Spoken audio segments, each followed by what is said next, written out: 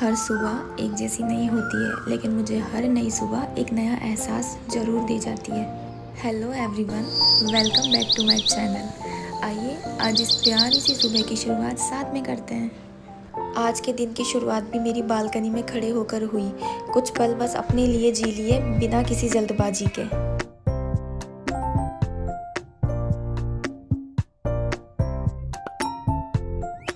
जैसे ही मैंने किचन की लाइट्स जलाई तो जो पूरी किचन है वो सुकून भरी रोशनी से भर गई। ये वार्म लाइट कितनी प्यारी लगती है ना, इसे देख के ना मन ही खुश हो जाता है।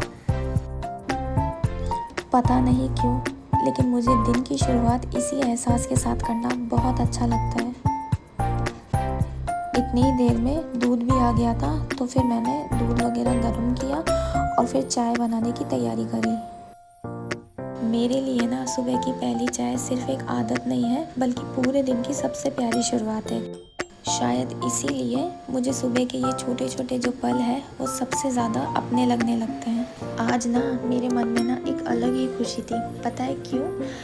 आप लोगों के लिए सरप्राइज़ है। हमारा एक प्लान बना था, मतलब सिर्फ एक दिन का ही था। हम कहीं जाने वाले थे, लेकिन ये अचानक ही बना था और मुझे ना अचानक बनने वाले प्लान सबसे ज़्यादा पसंद है। फिर क्या था, मैंने थोड़ी देर चाय पी, अपनी बुक पढ़ी और उसके बाद मैं पैकिंग करने लग गई। मैं धीरे धीरे अपने कपड़े, अपना सामान बैग में रख रही थी। मुझे ये डर था कि कहीं कुछ छूट ना जाए, क्योंकि मेरे साथ ना ये हमेशा होता है। मैं कहीं पर भी जाती हूँ तो मेरा कुछ ना कुछ रह ही जाता है। वैसे जब भी मैं ना सफ़र पर निकलती हूँ तो मैं हमेशा दोबारा चेक ज़रूर करती हूँ कि मैंने सब चीज़ें रख तो ली है ना, और उसके बाद ही ना मेरे मन को सुकून मिलता है।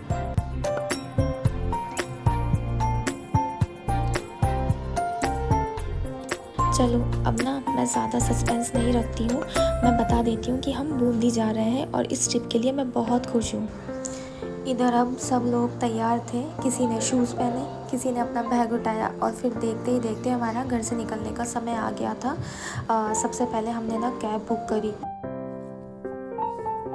और बस अब घर से निकलने का समय आ गया था। दिल में थोड़ी सी एक्साइटमेंट थी, क्योंकि एक नया सफ़र हमारा इंतज़ार कर रहा था।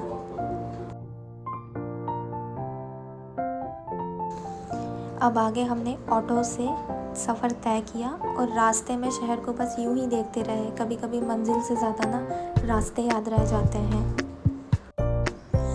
ऑटो की खिड़की से बाहर देखते हुए ऐसा लग रहा था जैसे शहर अपनी ही रफ्तार में चल रहा हो और हम अपनी। ऐसे छोटे छोटे पल ही ना सफ़र को बहुत यादगार बना देते हैं। कुछ ही देर में बस हम रेलवे स्टेशन पहुंचने ही वाले थे। हमेशा की तरह यहाँ काफ़ी चहल पहल थी। हर कोई अपनी मंजिल तक पहुँचने की जल्दी में था। हम अपने बैग संभालते हुए प्लेटफॉर्म की तरफ बढ़ने लगे। चलते चलते नज़र कभी ट्रेनों पर जाती, कभी आसपास की छोटी चीज़ों पर। और ये ना मुझे बचपन से बहुत ही पसंद है, ट्रेन में सफ़र करना। इतने में ही एक ट्रेन ना प्लेटफॉर्म पर आ गई थी। पता नहीं पर क्यों स्टेशन पर हमेशा आती हुई ट्रेन को देखना मुझे अच्छा लगता है। शायद ना हर ट्रेन अपने साथ किसी की नई शुरुआत और किसी की नई कहानी लेकर आती है। अभी हमारी ट्रेन आने में थोड़ा सा समय था, तो हम वहीं इंतज़ार करने लगे और इंतज़ार करते करते स्टेशन की खूबसूरत पेंटिंग्स और आसपास के माहौल को भी अच्छे से देखने का मौका मिल गया। पता है, मैंने जब अपना हाथ उनकी तरफ बढ़ाया और उन्होंने भी बिना कुछ कहे जब अपना हाथ मेरे हाथ पे रख दिया ना, तो मुझे बहुत अच्छा लगा। ऐसे छोटे छोटे पल ही मेरे चेहरे पर अपने आप मुस्कान ला देते हैं। थोड़ी देर में ना हमारी ट्रेन भी आ चुकी थी। फिर हम अपना सामान लेकर जल्दी जल्दी ट्रेन की तरफ जाने लगे।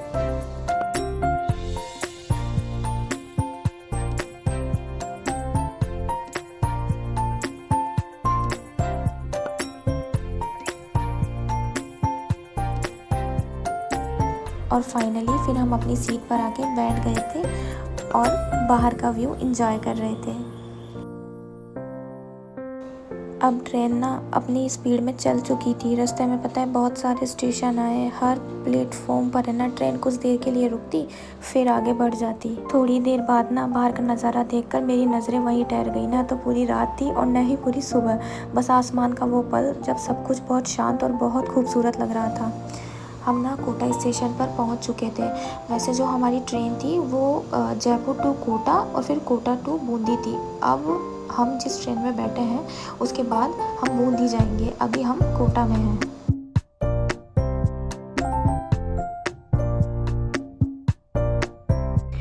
ट्रेन की खिड़की से ना बाहर देखते हुए हर नज़ारा मुझे बहुत अलग सा लग रहा था। जो सूरज की जो पहली किरणें थी, ठंडी हवा, रास्तों की खामोशी, सब मिलकर ना मेरे सफ़र को बहुत खूबसूरत बना रहे थे। मैं ना इन मोमेंट्स को फील कर रही थी। कुछ नज़ारे ऐसे होते हैं जिन्हें देखकर ना अपने आप कैमरा ऑन हो जाता है। ऐसा लग रहा था कि जितना हम बूंदी के करीब पहुंच रहे थे उतना ही इस सफ़र की खूबसूरती और बढ़ती जा रही थी। ऐसे नज़ारों के बीच ना सफ़र कब गुजर जाता है पता ही नहीं चलता। और फाइनली हम बूंदी पहुंच ही गए थे और अब आएगा असली मज़ा घूमने का।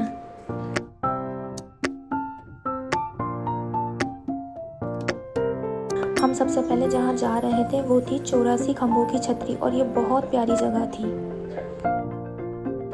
84 खम्भों की छतरी देखने के बाद अब हम दोबारा से ऑटो में बैठ गए और फिर अब हमारी अगली मंजिल थी बूंदी का गढ़ पैलेस। मुझे और मेरे हस्बैंड को ना शुरू से ही हिस्टोरिकल पैलेस देखना बहुत पसंद है, इसलिए इस जगह को लेकर हम दोनों ही काफ़ी एक्साइटेड थे।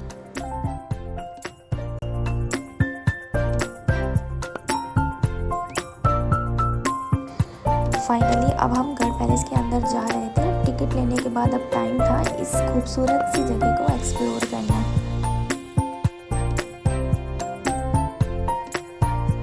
फाइनली टिकट लेने के बाद हम गढ़ पैलेस के अंदर की तरफ बढ़ने लगे। यहाँ का जो रास्ता था ना वो थोड़ा चढ़ाई वाला था, इसीलिए मेरा भाई बीच में ही थक कर बैठ गया। लेकिन जैसे ही हम अंदर पहुँचे तो मुझे लगा यहाँ चढ़ाई करना पूरी तरह वर्थ इट था।